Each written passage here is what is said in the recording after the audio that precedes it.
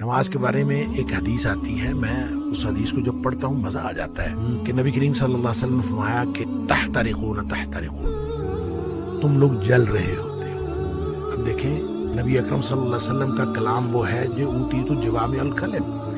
مجھے کلام کی جامعیت عطا کی گئی، یعنی تھوڑے الفاظ سے زیادہ مفہوم نکلتا ہے۔ وہ اللہ کے نبی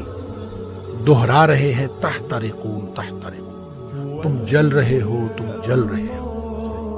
گویا گناہوں کی بھٹی میں جل رہے ہو۔ حتی اذا صلیتم الفجر، یہاں تک کہ تم فجر کی نماز پڑھ لیتے ہو، غسلتھا، وہ اس کو دھو ڈالتے ہیں، ثم تحترقون تحترقون، پھر تم نکلتے ہو تو پھر وہی دنیا ہے، وہی گناہ ہے، وہی آنکھیں، وہی سماعتیں، کہاں کہاں تم پھر رہے ہو اور گناہ ہو رہے ہیں۔